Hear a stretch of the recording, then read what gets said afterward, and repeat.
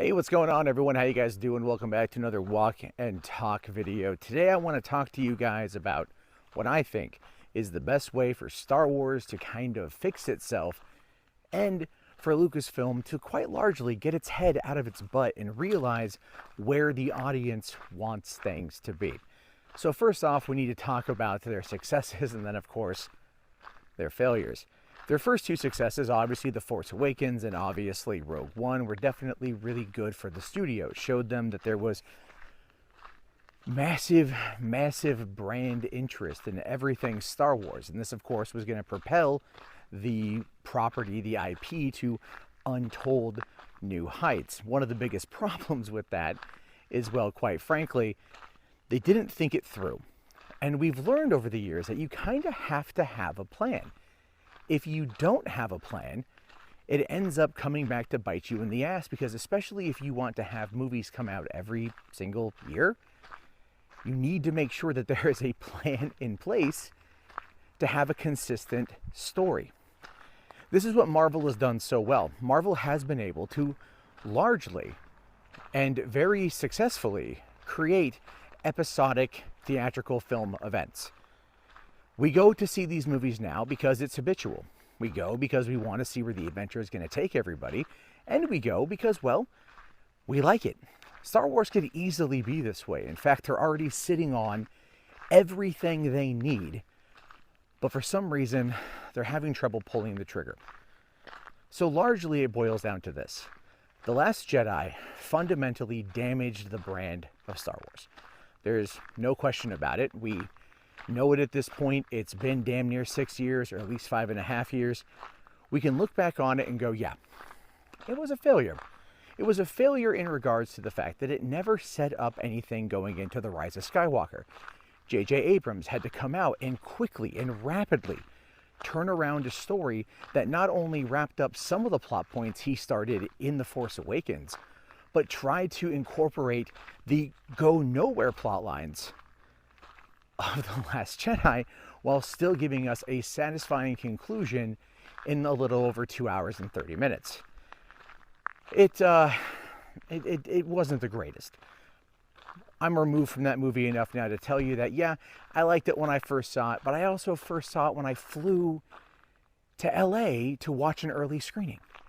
So I was already hyped up beyond belief that I was watching it days early, that I was going to an early press event, that I felt like I was going to, do something big with that. But then, right before The Mandalorian, or right before we had all that, we got The Mandalorian. And The Mandalorian is, quite frankly, where everything should be leading up to the present. That is your timeline. That is your through line. That is what people out there want to see. The big problem with that is Disney has, well, 2 theme parks and now a defunct luxury cruiser that are all centered around the sequel trilogy timeline. Nobody likes it. Okay, let me be fair on this one. It's not that nobody likes it. It's just that the interest is largely not as there as it was. The interest in seeing the sequel trilogy move forward is not something that I think anyone can very much make an argument for in the positive. I say that largely because, well, with the announcement that Daisy Ridley is coming back as Rey Skywalker for a new Jedi Order movie that's going to take place, I don't know, 15 years after the end of The Rise of Skywalker, yeah, there was some fanfare from fans who wanted to see Daisy Ridley come back. But I think a lot of us who are looking at the overall scope and the overall picture of what Lucasfilm was trying to do with Star Wars comes to realize that it's just not going to work out the way that they want it to. It's really not going to go the way that they want. To quote or paraphrase Luke Skywalker from The Last Jedi, there needs to be intrigue. There needs to be danger. There needs to be a good villain. There needs to be a good obstacle in the way for these characters to go forward. The one show that's shown that, the one property that's shown that, is Andor. Now, here's what you need to understand. Andor is the beginning of the timeline. Mandalorian is the end of the timeline. Let me explain.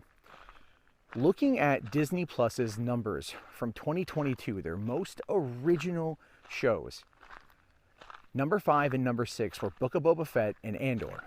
Those were the most watched original shows on Disney Plus. Number 1 was Simpsons, number 2 was Bluey. Go figure, but it is what it is. So that shows you the timeline that they need to play within, that sandbox, to show you where the fan base currently is and what the fan base currently wants. And it's within Andor and Book of Boba Fett, which takes place throughout the beginning and aftermath of, oh yeah, the original trilogy. Because that is what built the brand. That is what built the fan base. And I know that there's a lot of Zoomers that grew up watching the prequel trilogy and that's their jam and that's great. I still like it, even though it's like I have my issues with some of the films. I still largely love them more than not. But really, that section of time, before and after the OT, play within that sandbox. There are a litany of stories you could tell with a wide variety of characters going up against an insanely high amount of danger as the Empire is in the height of its reign before the downfall. They could easily do something that would make it way, way, way more approachable for fans of all ages.